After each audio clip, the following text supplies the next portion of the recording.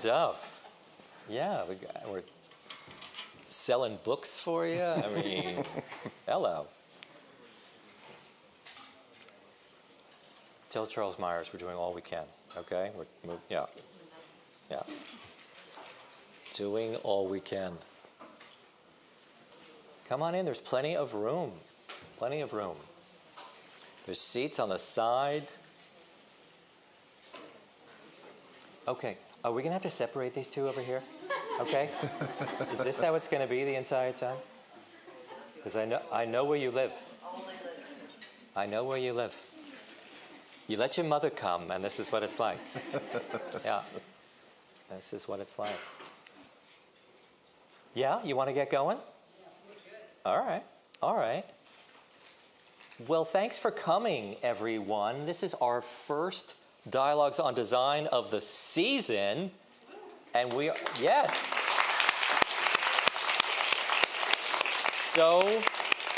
So excited to have you all here. I was a little bit worried, I'm not going to lie, with the rain. I thought some of you might not make it, so I'm especially grateful that you could make it in the rain. We've got a few more people coming in. Come on in. Still seats, still seats.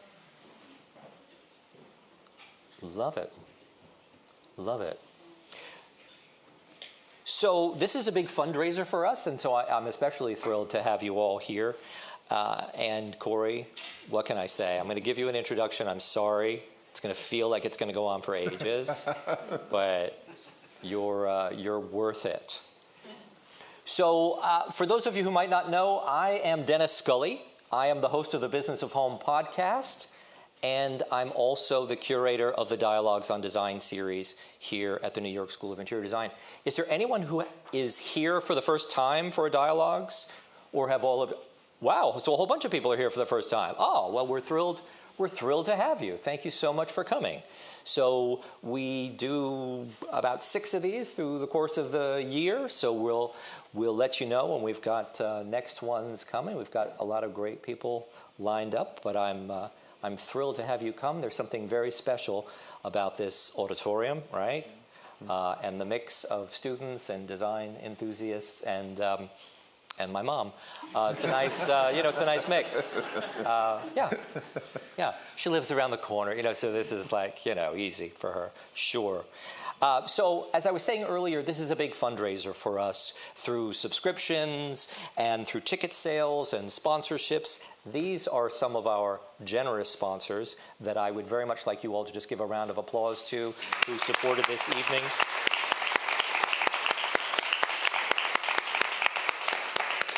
All of the proceeds are going to support our various scholarship funds, including our diversity scholarship and our pre-college scholarship, and so it really means a lot to the school and to future students. So I'm incredibly grateful to all of those people and all of you who were kind enough to purchase tickets for tonight. So Corey Damen Jenkins is here. Yes, I'm a huge fan, and I know many of you are as well. We'll talk about that. So what can I say about Corey Damen Jenkins? Corey has built an international reputation for creating richly layered, sophisticated interiors that are as vibrant as they are timeless, Corey. I hope so. We'll see. I mean, we'll see if they stand the test of time, that's what right? To do. We'll address this in a few years. His bold use of color and pattern has earned him a place on the AD 100 and ELLE Décor's A-list, along with countless magazine covers and industry accolades. His influence extends far beyond his design projects.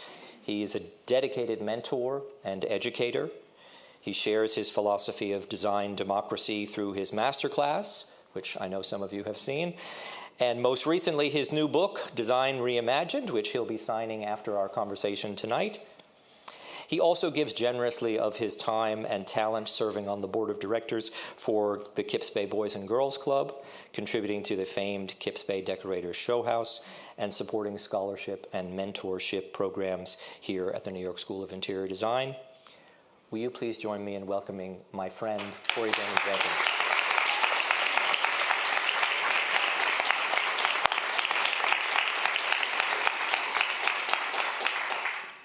Thrilled to have you here, Corey.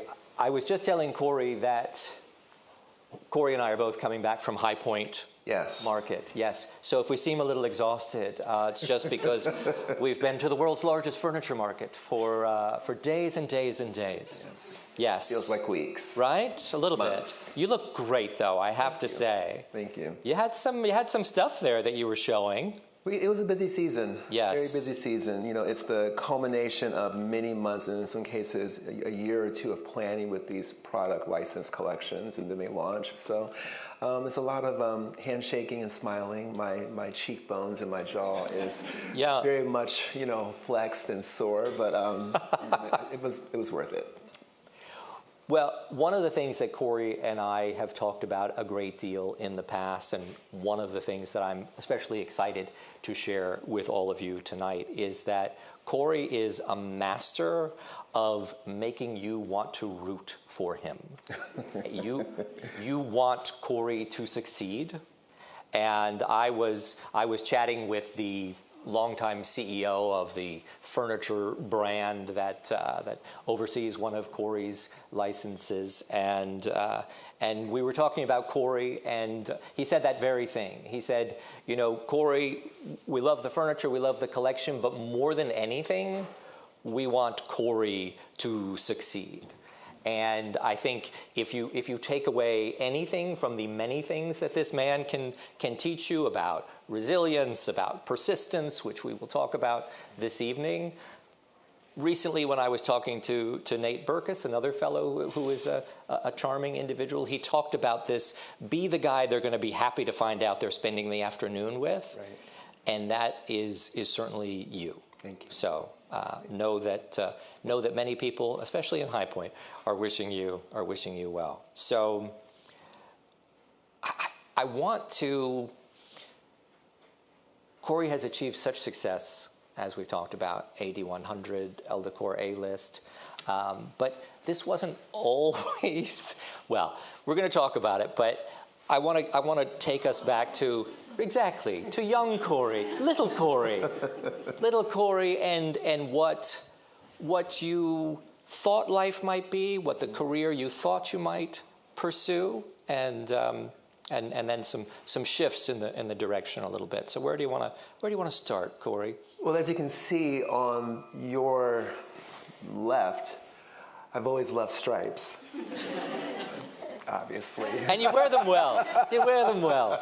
Right. So, nothing has really changed a lot on that front as far as pattern play and vibrant colors and textures. But that is me at age 7 in the very, very early 80s. And I am there sketching and drawing futuristic rooms and houses floating in space. So I was always into architecture, always into how things work, how things were constructed. And it's probably an aunt. I have a million aunts on my mother's side. She has many sisters and one brother. And so it's probably one of them in their 20s at that point, taking a photo of me being caught by surprise. I was like in my own little world. I can remember that moment probably. I was probably deep in my sketching, and someone says, "Corey, look up," and I was like, "Huh?" And that was that moment. And that's over on the right, that's me at age 19, huffing it out in New York City and Brooklyn when I was studying architectural design, technical drafting. I had a lot more hair and less glasses. So, yeah. But on a path that you hoped to be on at age 19. Right. And then there was a little bit of a speed bump. Yeah, I think my dad felt that interior design and decoration was for women. And so he had a very sexist view of women, of categorical things that we stereotypically only associate with certain genders. So gardening, cooking, decorating, design, that is for women. And I was raised in a very strict Christian household. So we had the whole headship arrangement, which meant that men were superior to women and had the final say. So it's a very patriarchal kind of mindset that I was, being, raised in. And so the idea of his eldest son expressing such interest in something as feminine as interior design and decoration I think really set him off. And I think he figured that if I could pursue and study architectural drafting, at a technical school there locally in Michigan and then in New York City, I might get it out of my system. Didn't quite work out that way. Right. And so I think that once I came back to him in 1997, 98, and told him I really do want to make this into a full-time career, he was definitely not happy with that. And so the powers that be basically made it so that I had to move back to Michigan from New York and move back into his household for a period of time and basically do, manly things, pick up things and put them down. But essentially, he really wanted me to make a big career choice change and go into the business sector. My dad was a banker. He is a banker, retired now, obviously. But his whole thing was, if you're not going to be doing something manual, like chopping bricks down, or I don't know, kicking curbs or whatever, to at least be a banker or some sort of businessman in the financial sector, like he was. So I followed that advice, started working at one of the big Tier 1 manufacturers in Michigan that makes automotive vehicle components. We were servicing what was at the time Daimler Chrysler, which is now Chrysler again, Ford and GM. And I was a purchasing buyer, and I did that for 10 years. My first stop was actually a receptionist answering phones. And then I gained the experience and worked my way up the chain of command to become a purchasing assistant, then prototype buyer, then buyer. And I did that, and I was very happy for that experience because it gave me the know-how to manage multiple budgets, $1 million, deadlines, and budget line items, difficult personalities, very strong, disparate worldviews at one table. I was in a lot of good old boys crews, groups. Yeah. So I learned how to manage all of that.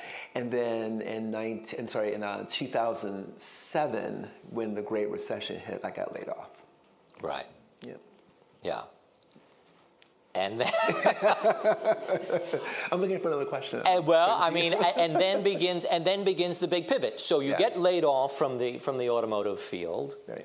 And now you have the opportunity to perhaps go back to your original desired pursuit. Right, exactly. So at this point, I had amassed a successful lifestyle for myself. I was making good money. I had a townhouse. I had 2 cars. I had a green Volvo and a white Honda Accord that was much older than the Volvo. And the Volvo still had a note attached to it. And so therefore, I was very proud of this whole established lifestyle that we have put in place, and was living that good life in the gym, at Whole Foods, grocery, budget. Because Whole Foods is very expensive. I don't know about you, but Whole Foods is not cheap. But I could afford it. And then when I got laid off unexpectedly, the bills continue to come, even if your income and your salary is not being replenished, right, on a bi-weekly level. And I was very intent on not touching my 401k or my savings, but that little unemployment check that they give you, that little $600 a month, with my fashion budget alone. The wardrobe alone, come on. Seriously, truly. So I laid in bed for a couple of weeks, feeling very sorry for myself. I went into a very deep depression because I had delayed my dream of becoming an interior designer to do the real job that my father promised would insulate me from the ills of the world. And here I am at 30, 31 years old, unemployed and not knowing exactly which way to go. So at that point, after moping around for literally 2 weeks, and then realizing that I still have bills to pay and house notes and all those things to cover, I wanted to get back out there into the business world of interior design. Because I figured that interior design was the one career that could now be outsourced. Like my job had been with the big 3, I would have complete control over that. But I was living in Michigan, and Michigan's a very, conservative, laid-back state. We make one thing, we make cars. We're not like New York where you have Wall Street and fashion and the entertainment sector and all these different pipelines of wealth coming into one city. We only make cars. And when we're in a recession, the last thing people buy are cars, all right? So your wealthy client base that you're trying to get to do interior design with you, if they're not looking to buy a new car, chances are they're not looking to do interior design for their home either. But I had a dream, not quite as ambitious as Martin Luther King's, but, but I did have one that I wanted to launch this design firm. And so I went to GoDaddy.com and put up www.CoreyDamenJenkins.com, reserved that first, because I didn't want anyone else to take it.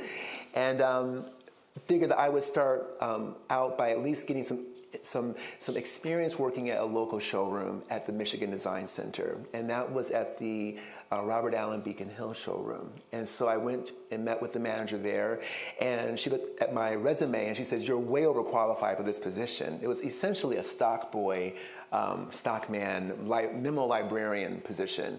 Have any of you been to a showroom like Kravet or they have these memo librarians and they get your samples. If you don't treat them well, they can mess you up. You get back to your studio, you got all the wrong samples, It's a very important person in your life. Right, so. They can make or break your project. So I was pulling samples, I was vacuuming floors in the showroom. With my experience with interior decoration, I was able to set the floors. So when we got new furniture in, new artwork and mirrors, I set those vignettes in place to sell them off the floor. Waited on extremely snobby and condescending interior designers. Can you imagine? Right, very hooty-tooty, hoity-toity ladies that had their noses way up in the sky. And I would be packing up their artwork, putting it in the back of their trucks, bringing out small ottomans and whatnot to their SUVs, giving them the memo samples. Wiping down mirrors, dusting chandeliers, you name it, I was that guy. I wore a chocolate brown smock that had Robert Allen Beacon Hill on the chest embroidered, and of course I can't be caught dead wearing a smock, so I wore a chocolate leather jacket over that. Of course, you made it work. And I had to dress it up, sweating my ass off, so trying to vacuum the floors with this very heavy ass, Worth it. jacket on. Worth it. But then I got laid off from that job after 4 months. And that was now 2008, and that's when the Lehman Brothers, the whole crash was happening. So that's now 2 jobs lost in the span of 4 or 5 months, and I am just devastated. So I said, okay, I'm going to launch my own design firm. Because this seems like a great time, right? Exactly. And clearly working for other people is not. And laid off from 2 jobs in a row. Exactly. Jump in. So I put together a satchel of color boards and sketches. I pulled out some samples from Kravet and put together these little color boards and went to the local enterprise rent-a-car center because I had an idea. My idea was going to basically do a grassroots campaign for myself and launch my design firm, Corey Damen Jenkins Associates, and fill up that website that had been barren all this time with some actual projects. And because I was driving, I had the Volvo and I had the Honda Accord. The Volvo had gone away because couldn't keep that in the budget any longer. But I had the Honda Accord, which was a 1995 model. It was white and it had orange accoutrement on it. Ergo rust. And I couldn't drive that around, so I went to Enterprise and I explained to the manager my circumstances. I need to rent from you, lease from you, a black Chrysler 300 sedan. And I want the same Chrysler 300 sedan each and every time I come to you, because what I'm about to embark on is going to involve a little bit of faking it to make it, and I want people to think this car is mine. Right. So he's going to pretend that he's driving this Chrysler so that when he calls on other car people, right? Exactly. He'll look, I would peel a little Enterprise sticker off the driver window, put it on the visor up above the driver's seat. But I mapped out all the nicer areas in Metro Detroit, Grosse Pointe, Birmingham, Rochester Hills, and then if I saw a house being constructed, I drove to that property and introduced myself to the builder, the architect, or the homeowners. There were some times I just knocked on streets and streets of beautiful homes. Gated communities, I snuck in, and I just knocked on doors. And I set for myself a goal of 1,000 doors to find my first client. The idea was I would show them what I could do. I could sketch those, pretty little rooms from my mind. I had the color boards, and I figured if I could just show people what I could do in this demonstrative setting, they would give me a chance and decorate their homes. So that was easier said than done. Against the Great Recession, people are not looking to hire interior designers. So I had a lot of doors slammed in my face. most doors were not answered at all. There were times when people were in the house and I could sense their presence through my telepathic abilities. I could see the vibration of the glass, in the windows, the window panes vibrating. I know you're in there, But most times people did not come to the door at all. Some were very rude. I had 2 people let their dogs out to chase me off the property. And this is all in the dead of winter in Michigan. In Michigan, you don't use the front door, you go to the back door or to the mud room. So that meant that the front door sidewalk is always unpaved. So you have like 1.5 feet of snow. And I had the inestimable privilege of being the first one to walk through that snow in weeks. So that was great. And I had a husky that had a blue eye and a green eye, chased me off the property once, got really up and close and personal with him. Should not have gotten that close with him. And then I had some people that invited me into their home, drained me of all of my ideas, and then when I offered them the letter of agreement, they would ghost and disappear, not answer my phone call. I had people calling me back for business opportunities. I would answer the phone in one voice, and then pass the phone to someone else. And, Let me see if Corey's here. Please hold. Corey Damen Jenkins Associates. One moment, please. Hello. And then there were quite a few times where I had people call me. This one gentleman called me a very unsavory name that I can't repeat. That was racist. I'm out there in rural Michigan, and I am knocking on strangers' doors. I'm on their property, so it was very tumultuous and I think a traumatic experience. Yeah. So I said, okay, it's been 700 something doors, and I've not gotten any hits. Let me round this goal down from 1,000 doors to 800. If I don't get a hit by door 800, I'll just hang this up and get a job at Starbucks and just wait this thing out with the recession.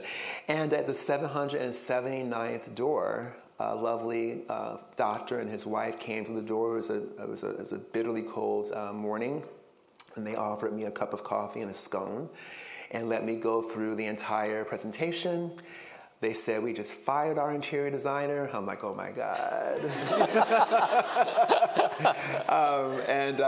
And they said, but we will give you a shot. You don't have a ton of experience or a portfolio of your own to offer. Right. And I didn't feel right offering the portfolio work I had done at Robert Allen or the design work when I was working for other designers. It's not really my work, so I didn't want to be disingenuous. I only had my sketches and my color boards. And I said, if you give me a chance, I will do this for you at $75 an hour, and I'll really make it affordable, and I just need this shot. They hired me. I have been amassing an army of painters and contractors in the time I was knocking on the door. So when they were ready to go with the home renovation, I showed up on that doorstep, Dennis, with an array, a melange of talented folks. And we tore that house apart. We put it back together on time, under budget. I got it professionally photographed and put it on my website. And then 3 weeks later, casting executives from HGTV saw my work online and cast me on my first show. And that's that upper left-hand corner, November 20th, 2012, was my debut episode on HGTV as a Design Star competitor. So, and I won.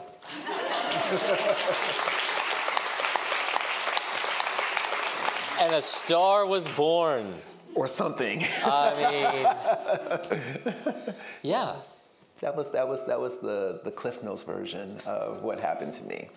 I would give the entire experience a 1 star. Do not recommend. Exactly. But the outcome was great.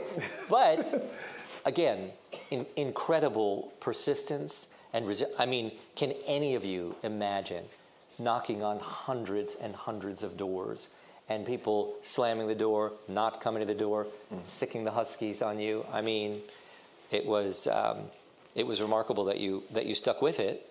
And then this lovely couple who you partially dedicated the book to. Yes. This lovely couple who gave you your first break, and then. Yeah, it's been an amazing ride. As you mentioned, our firm is doing work all over the world. We have projects, and opportunities coming from every direction. And, we're blessed to be on the 8100, I think now we've been on there 5 times so far, 6 times so far, something like that. We've lost count, honestly.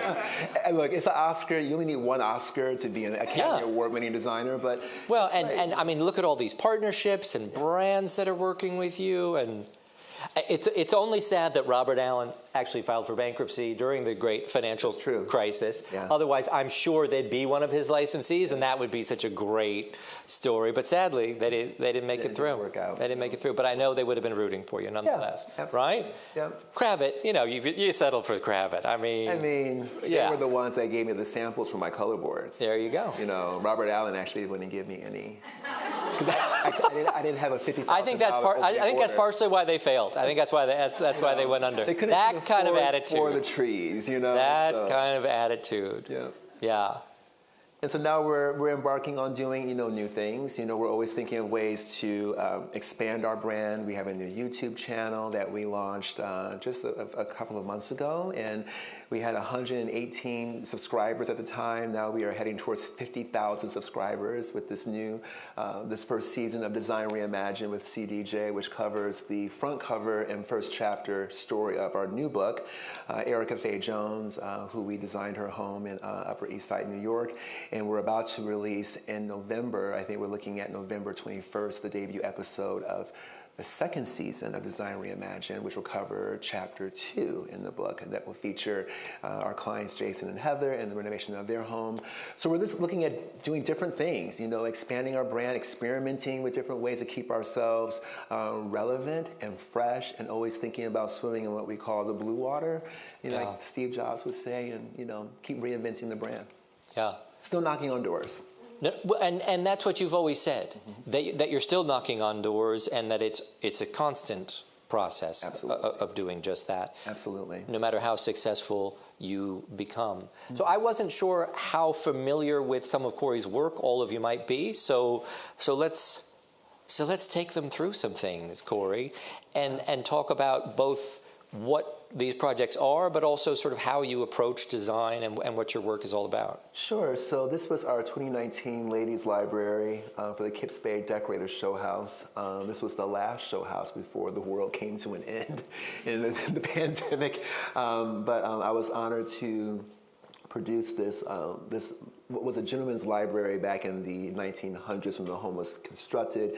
We rebranded it as a ladies' library with a beautiful ice pink color on the millwork from Benjamin Moore and a very bold wall covering choice on the ceiling.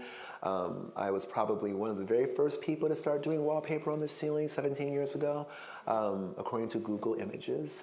I have the oldest images out there on that note. But yeah, we were very happy to do this, and I think it just speaks to our love of color and pattern. It was after that we did this project in 2019 that our firm was inducted to the AD 100 in the Décor A-list that year. Yeah, yeah. Maybe the editors, I think, saw me, because I was primarily based in Michigan at that time, but they had invited me to come do this, and so that maybe it showed them that we were capable of doing more, and that's when we got our letter from Amy Astley and the team there. So, yep. Yeah, and Kips Bay is an amazing, and here you are.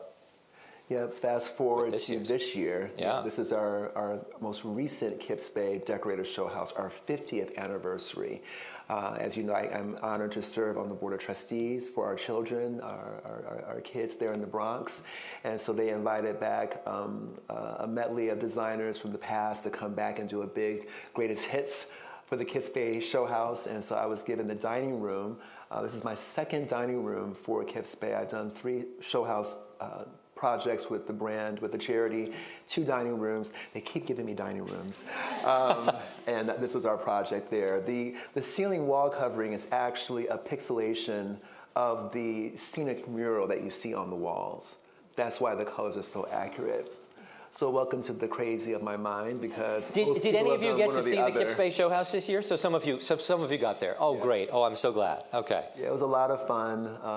We called it the Looking Glass Dining Room, and we designed all the architectural moldings, every modillion, every rosette, every acanthus leaf detail, all custom designed, made by hand from plaster with a wonderful father and daughter team, Layla and her dad, Vladimir. And we installed all of it in 6 weeks, a very ambitious timeline. 6 weeks. Yep. Yeah. But you have to be to really know who you are and what you want to do, because you don't have any time to spare. So Kips Bay is it's the Met Gala of show houses in our country. So if you're asked to do it, you do not say no, because it can really, as you've seen with me, take your career to the next level. Yeah. And do you think, keeping that in mind, I mean, in general, when you talk to design students and you talk to people early on in their career, do you tell them how important it is to do show houses? I mean, one dreams of getting to do the Kips Bay show house, but in general, is that advice that you give? Yeah, I think it's important to give back no matter where you're at in your career. But I think starting out, especially when beggars can't be choosy, it's a great opportunity to kind of flex your muscles and show off what you can do. I tell a lot of young people when I mentor them into the design universities and different curriculums, don't be afraid to reach out to a local showroom or a store and ask to design their front window. Do a little vignette there. Use their furnishings to decorate a space in the show house or in the showroom. Get it photographed. You have to start somewhere and build your portfolio accordingly. It is humbling, but we are in a service-providing industry, so if you're not humble to begin with, you really shouldn't be here. But then that can lead to bigger opportunities like this. Do you find that a lot of people aren't really humble, though, when you get out there? Yeah. Yeah. Yeah. Yeah. It's pretty hard. It's pretty hard to find humble. Yeah, there are a lot of, there's a lot of arrogance. I think about those ladies that I used to wait on when I was working as a memo librarian, 17 years ago, and how condescending they were to me. And then when I launched my firm, how helpful they were to you? Oh wait, they weren't. Oh, were right. Oh wait, exactly. Yeah, we talked about that on your podcast. Yeah. That they actually, we had this arrangement for those of us who are interior designers to be in the design center for a given day. Once a month. There's like 50 of us, 30 days in a month. And so you're given one day to be in the show, in the design center all day on call. And it was my day to be on call, just waiting for someone to come in off the street to ask the main office to be partnered with or paired with the designer. And there was these four old ladies that were in design, have been in design for over 50 years, and they were the most curmudgeon-y, nasty, condescending, mean ladies you have ever met. They were so mean. They were mean to me as a memo librarian. One of them called me boy, which is like fighting words with me, right? And then when I got laid off from Robert Allen and then put my shingle out there as a designer, they were like, oh, so now you're gonna be an interior designer, And they actually started a rumor in the design center that I was going up to their clients and trying to steal their clients from them. Like I would actually do that. I had knocked on 779 doors. Do you really think I need your clients? Like I know how to get my own, right? And so they started this whole rumor about me. And I remember asking different designers, who's your favorite painter? Who's your favorite electrician? Oh, well, they're so busy. I can't pass on their information. I'm so sorry, I can't. And it's like, okay, you have climbed to the top of the success wall. And you're claiming to put down this ladder for me to climb up after you, but effectively you've removed all the rungs and you're just giving me stilts. What am I supposed to do with these? Yeah. So I think that you need to be humble and down to earth and kind. And what I want to do is leave the ladder down with the rungs intact. That's why I do Design Reimagined on the YouTube channel. That's why I'm here today. Be good to people because the good always comes back to you. It's just, I don't know, a basic tenet in life, maybe? Yeah. Right? Yeah.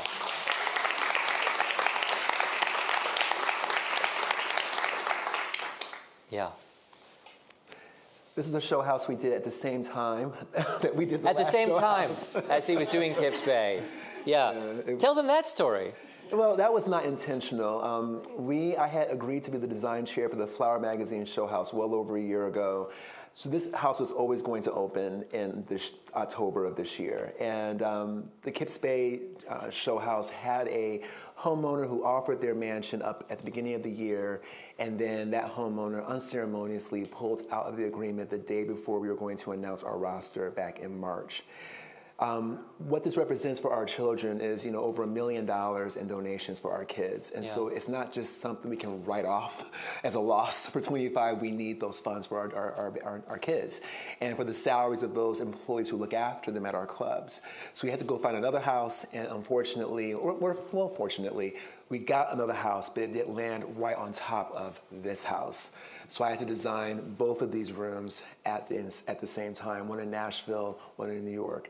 But my frequent flyer miles with Delta are awesome. He's platinum medallion, but I wouldn't recommend that in general. Two show houses, particularly one in Nashville, right? Not an option. No, but the room looks great. Thank you. Yeah. Yeah. It's great. No, we love this room. All the furniture in this room is designed by yours truly. This is all from our Hancock and Moore Maitland Smith collections. Every case good, every upholstered piece of furniture, I did design all of this. So it's nice to use my own stuff sometimes. Sure. Not all the time, but when it works, if you sponsorship, it can be a good arrangement. Fantastic. The Sotheby's show house, we did this over a year ago in January. Again, bold, sexy colors, a bedroom. That was actually my bed that I took out of storage for this. It's a great bed. It's just sitting there collecting dust. Why not put it to work in the show house? So we use that here. And this is the home that will be featured in Chapter 2 of our book, and will be the home base for Season 2 of Design Reimagined, the YouTube television show, the home of Jason and Heather. You'll see more of how this home came together. This is a house out in the Hamptons that we renovated about 2 years ago. This is Jason's office. We love this kind of fun agate wall covering, very bold, very sexy. He loves that kind of cosmopolitan vibe. And even though they were out there in the Hamptons, he still wanted a bit of that city, that town and country vibe. So that was our way of answering that desire here for his office. I want to plant a seed that we're going to come around with microphones in just a little bit and open it up for questions. So, and you're nodding, so okay. Yes? Okay, all right, good. So we're going to open it up for questions because I want you all to have the opportunity to ask Corey some questions. This is my office in New York City. We're on the penthouse level of an old arcade building on 28th and Park. So if you're in this room, you're either there for good news or bad news. But I do think it's important to design. What's the bad news? What's happening in here? That you failed in pulling the right color palette, you know, or your scale is off in your drawing, or I don't know, just something. But, you know, we have a good time in this office, you know. I think that we should decorate our offices in a way that makes our clients understand the level of detail that we're going to encourage them to approach with their home design. So I think by living this way, we show them that we're not just looking to just spend their money. No, we actually are advocates for living well in our own workspaces. So it's an easier plane to land with them that way. And do you find that a lot of clients, when they do come to the office and they see this level of detail, it really does help them to understand? Yeah, because so many of them can't visit another client's home. Right. And you know, Instagram and the website can only do so much as far as transporting you to a space. They might visit a show house room, perhaps in person, but 99.9% of the time, they're really living vicariously through some sort of digital or print media of our projects. So coming to my office, my executive offices, and just kind of seeing how we live and feeling the textures and looking at the artwork, they see, okay, this is the vibe. He really does believe in this. It's not just, you know, a gimmick. No, we really do want you to live beautifully. This was the first front cover of House Beautiful magazine that was given to a person of color in 125 years. Oh, I'm sorry, wait. Sorry. Correction. This was the second front cover of House Beautiful that I got. So I had both. Sorry. Yeah. The color schemes are very similar, and when you do this for a very long time, they all start to run together into one story. But, this was our second front cover of House Beautiful magazine. And I don't know if we have the other one in this stack. Okay, well, if it comes to it. But you were the first and second is the point of the story. The first person of color to get the front cover of House Beautiful in 125 years of publication. Yeah. Yeah. So it's fun. This is Cohasset, and now this couple's moved out. They sold this house, and now we're doing their home in Coral Gables, Florida. So I'll be revisiting all these pieces of furniture again and recovering them in fresh new fabrics for a new palette down south. And this was their dining room. Those Chippendale chairs are historic. beautiful antiquity from her family. She's an heiress to a certain fortune. And we're now dipping those chairs in beautiful white lacquer. Sacrilegious, I know, but stain is paint and paint is stain. And is that what you try and tell yourself? hey, okay. Listen, okay. It's still, you know, over 100 years old, and the dark, heavy wood doesn't go with Florida. It's not really Floridian, so we got to change the vibe. But does it break your heart a little bit when you have to break down projects like this after all that, or no, you're thrilled? No, you're like, great, new work. New project, new work, new look. It's still in her family. Okay. And listen, these chairs are not going to do, we're not going to do anything to these chairs that they have not seen in 115 years. You know what I'm saying? So that's why they're antiques. I hear you. They'll be here long after I'm gone. So. I hear you. This is the front hall of Erica Faye Jones's home in the Upper East Side of New York. This is the front cover project in our new book, Design Reimagined. We had to lower the ceiling here to accommodate those two chandeliers because we needed some light above. And the ceilings were already low to begin with, but we had to accommodate space for the J-box to house the fixture. So we layered the ceiling with these hexagonal mirror tiles to give the room this kind of ethereal, aerial vibe, and it doubles the height. It's a little trick of the eye, and that's the only way I could keep the client from being so upset that we had to lower the ceiling for front hall.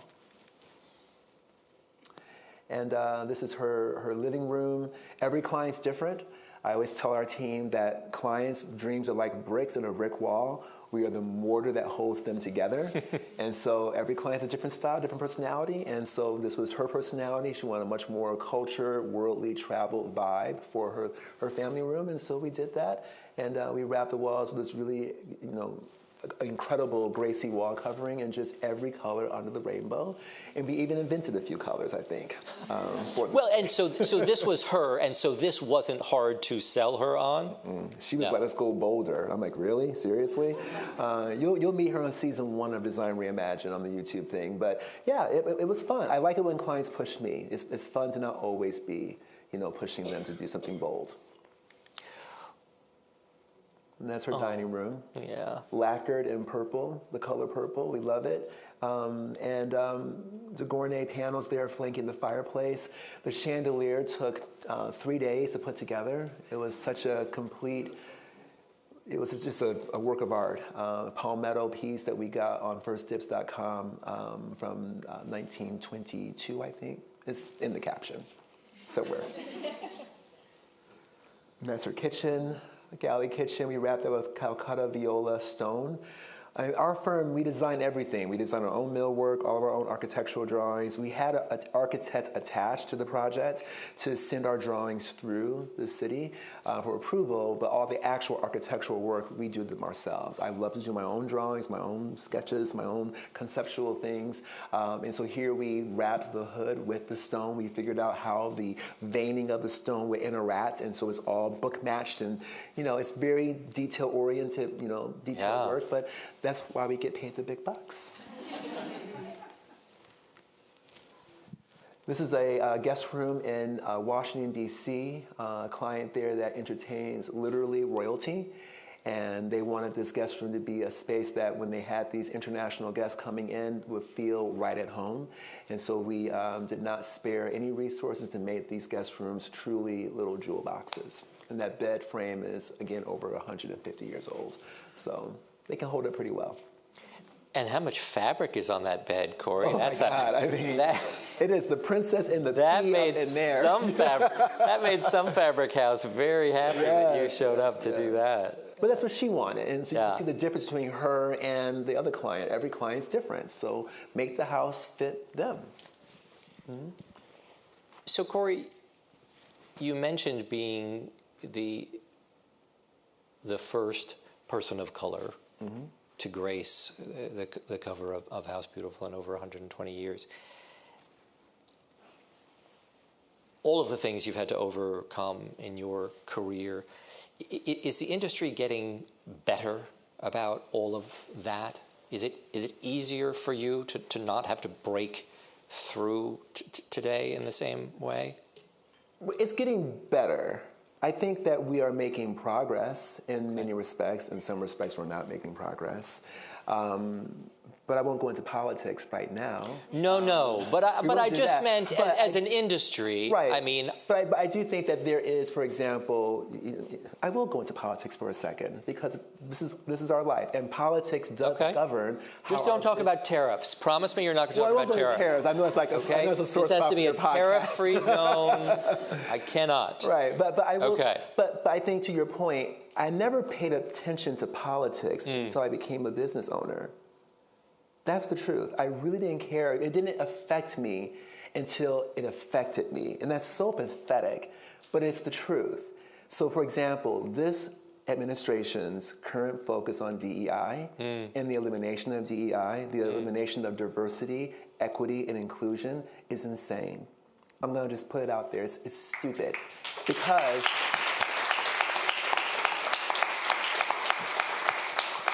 it was the lack of diversity, equity, and inclusion that kept people that look like me off the front cover of House Beautiful for 125 years. Sure. And that didn't happen until the year 2020. So it wasn't that long ago. So yes, we're making progress, but it's incremental. So we cannot slip backwards into where we were. We have to continue to push forward.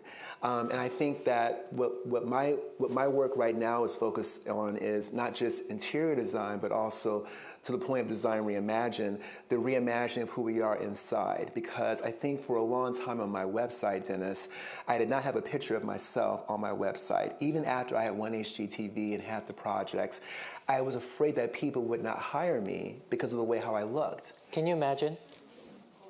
I'm everywhere now on the internet. I mean, you can't miss it now, sure.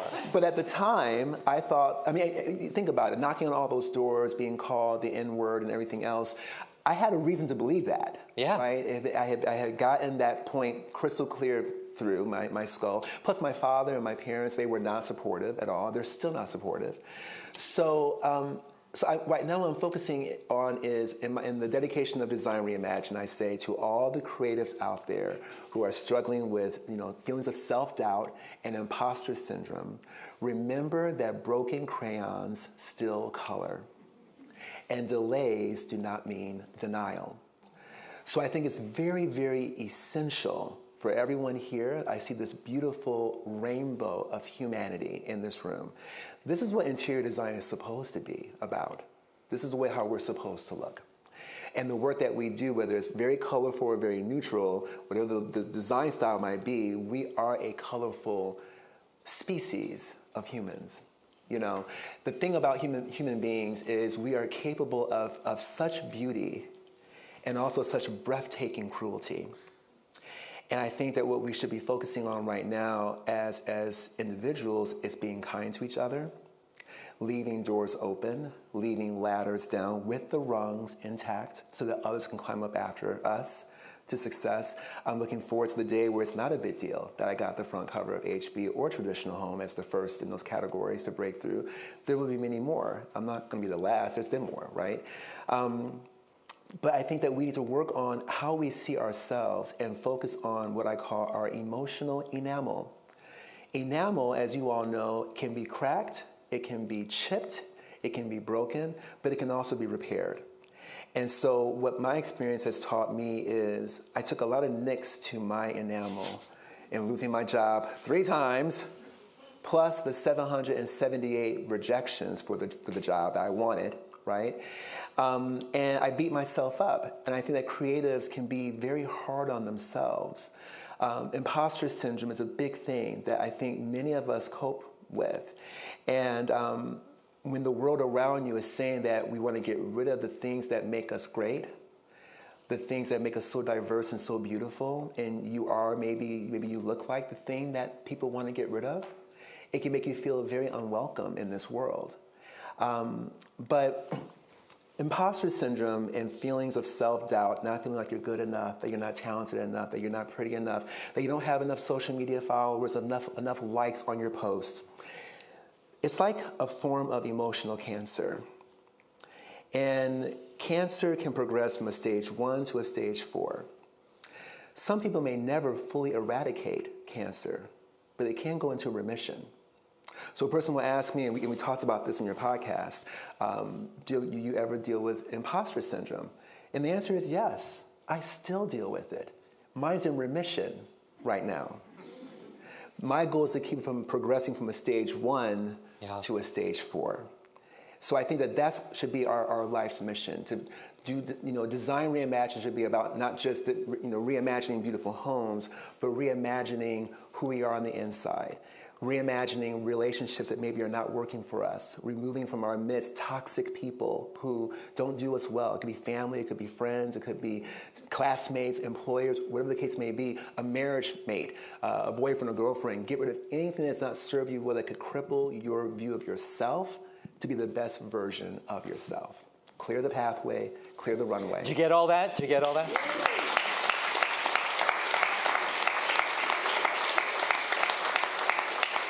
Yeah. Let's open it up to some questions.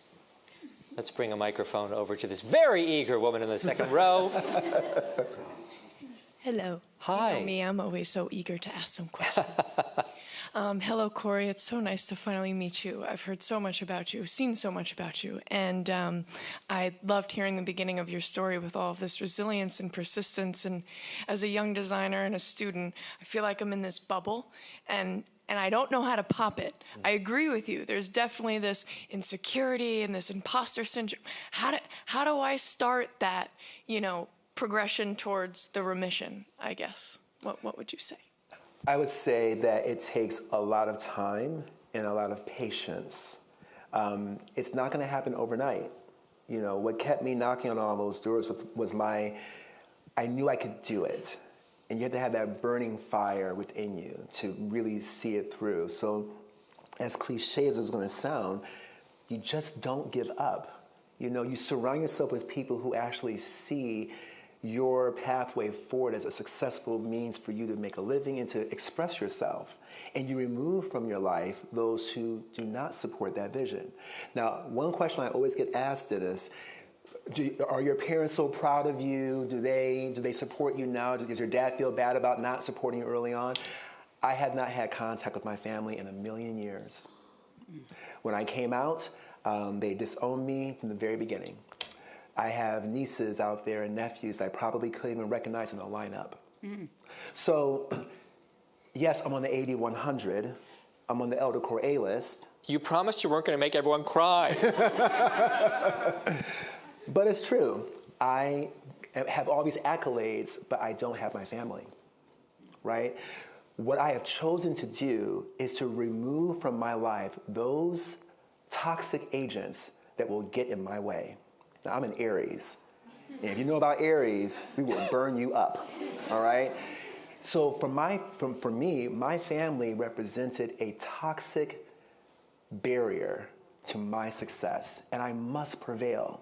So I removed them. So you just keep editing out of your orbit anything that's not served you well, and you're going to prevail. But just give yourself time, and please don't beat yourself up if it doesn't happen overnight. Remember, delays do not mean denial. They're just delays.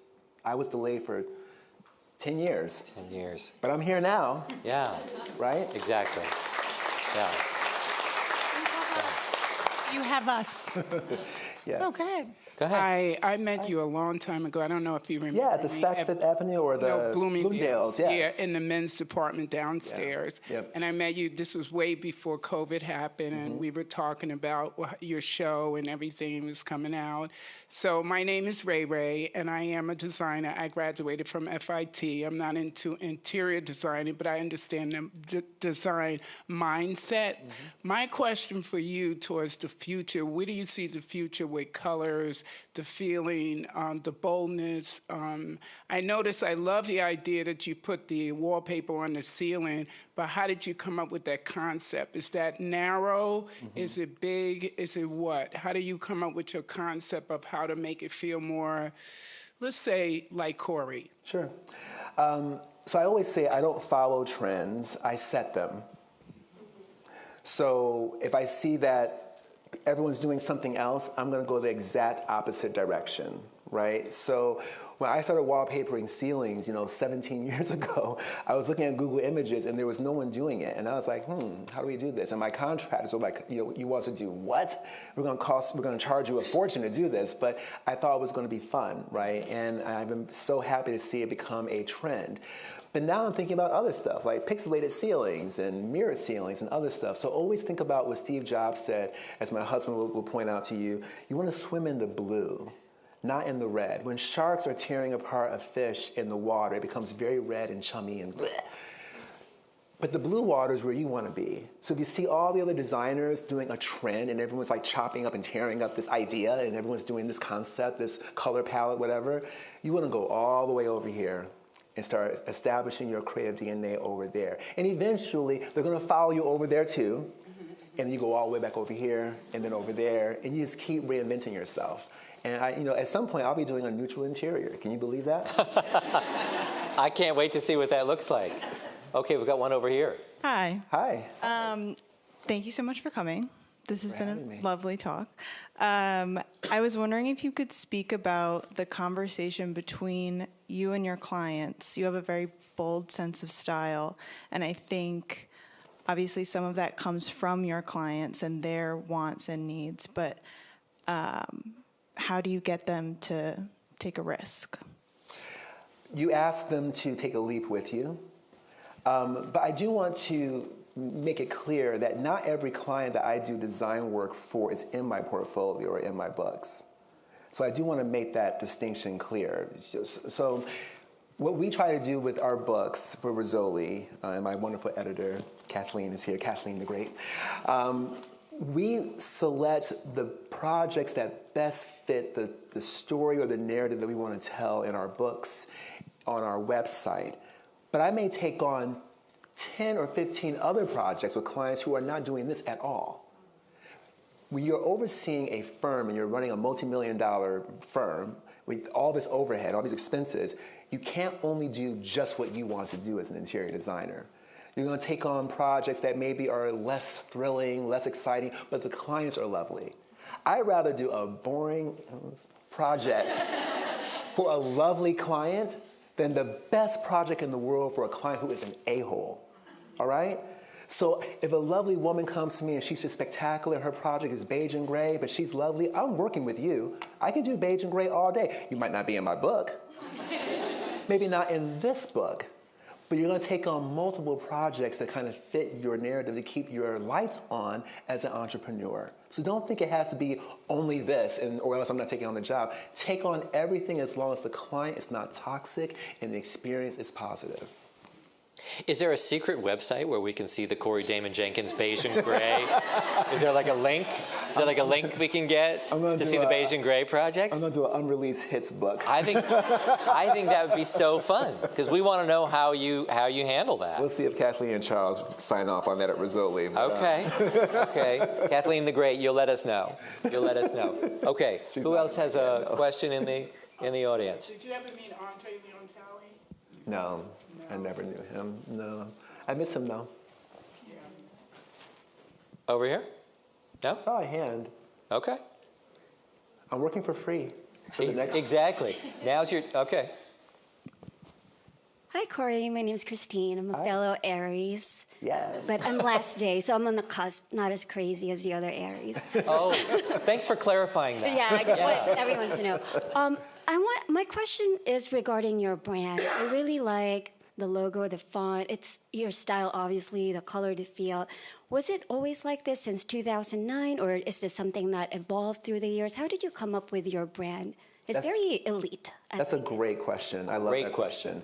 As you can see, we had a crest, a coat of arms, if you will.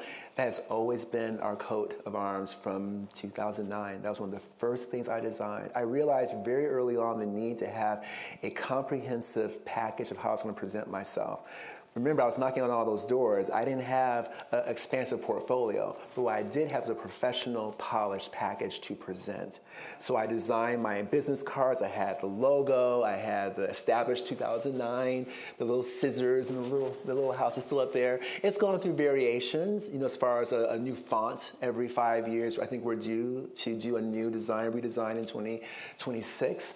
But we've always had that. I think it's very important as professionals that we have a creative identity, a corporate package that appeals to people, because you want people to take you seriously. Remember, as you're working for these very wealthy clients, as you all start designing all these beautiful homes and building these big projects, they are professionals that have been very successful in their own fields. So they know what it takes, and they can sniff out someone who's an amateur from someone who's actually got their stuff together.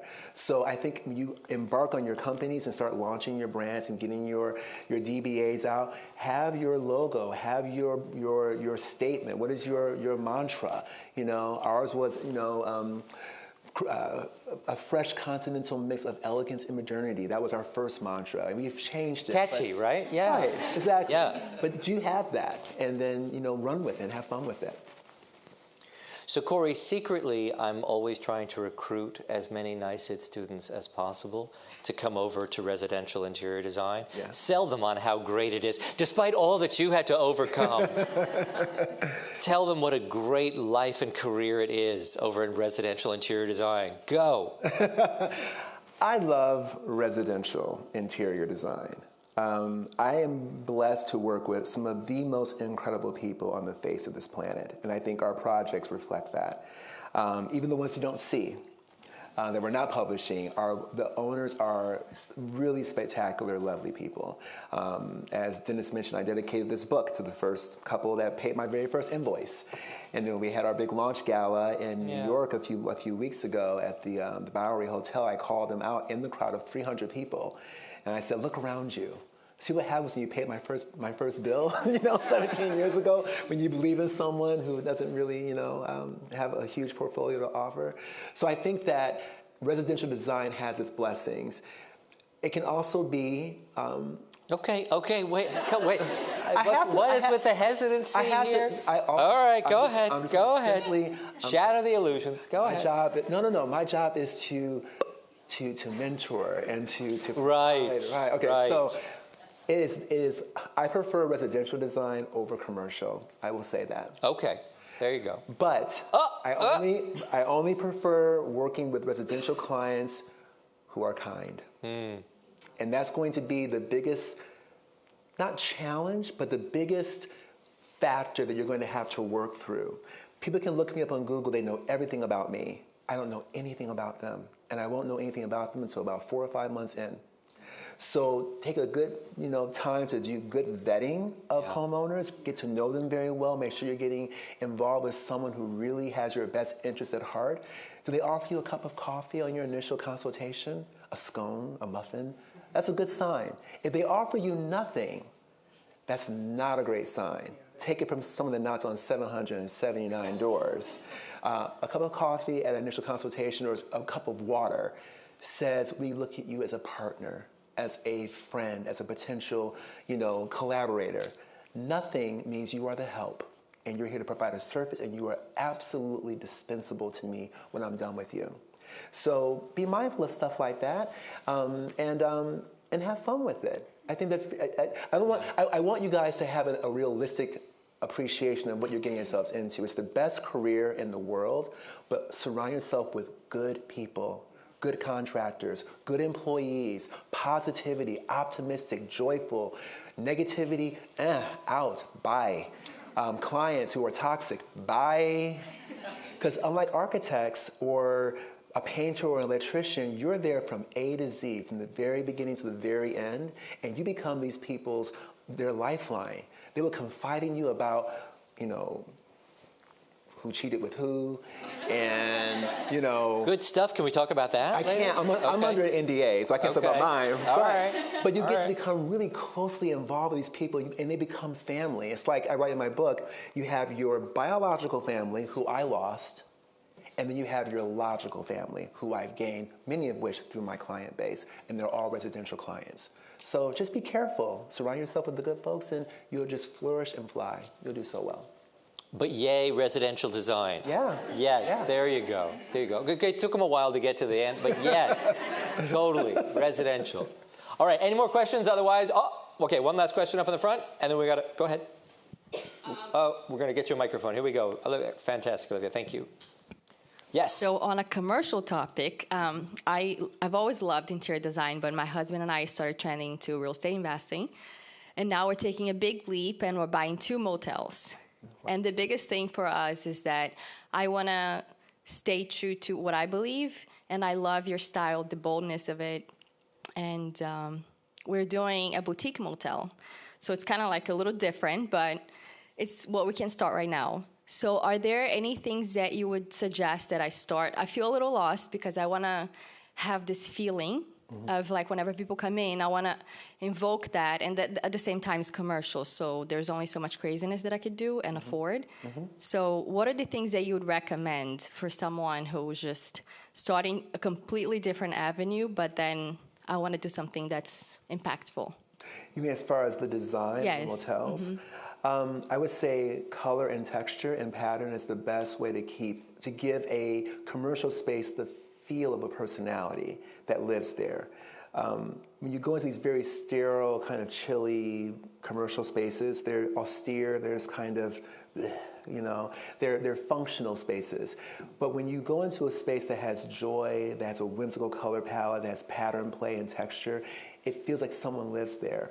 That's going to be your opportunity as the owner and the designer to insert your point of view into those motels' design. Of course, make sure that everything you're using is commercially, viable for a commercial space. You don't want the place to go, flammable or whatever. Make sure you check your code and everything, but use color and texture and pattern and make it beautiful. Don't feel that it has to be a one-size-fit-all visual for everyone, because you're not going to please everybody, and they're not staying long anyway. True. So, stay for a few nights and then get out of here, what I'm saying? So have fun with it and really make it your calling card. Then, photograph every space, put it on your website, and that will open up doors to other projects, perhaps even the residential side of interior design. Yeah, I love it. Thank you. You're welcome. And I'm only half joking about the residential thing. I'm thrilled that you're doing commercial design. That's great. I am too. It's something different. That's for sure. no. I'm only joking. Can I say one more thing? Oh, please. There's been a lot of concern about AI and interior design, and your question made me think of it. A lot of designers right now are worried about AI replacing us because it's such a fast learner and all these things. AI will never replace interior designers if we continue to do our job.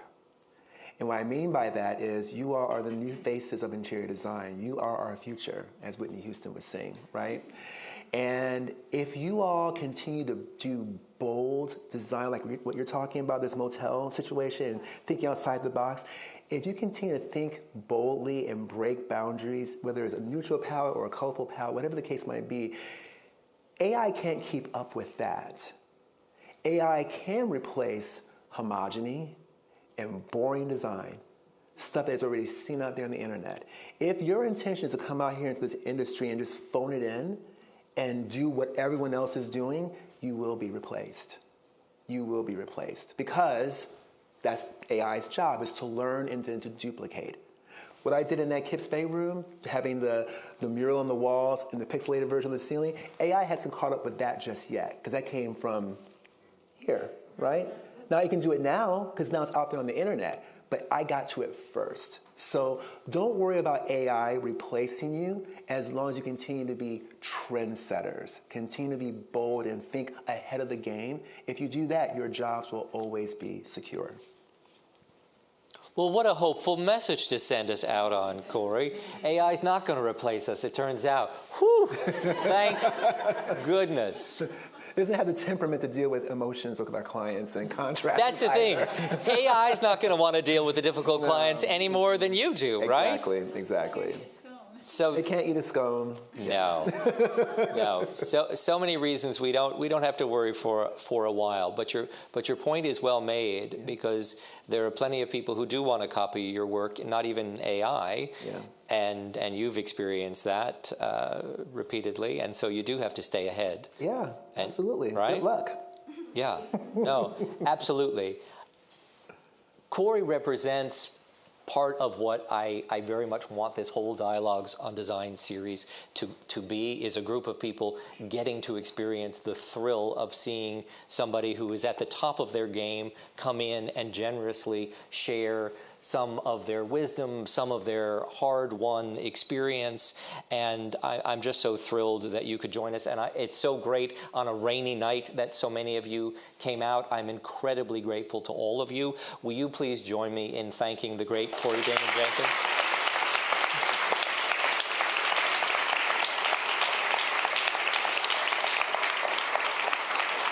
Corey is going to be signing some copies of his book, if you would like to purchase a copy of his book. And I see that some of you already have some in your hands. So without further ado, let's let Corey get back there to the table. All right. And thank you again. Thank you, guys.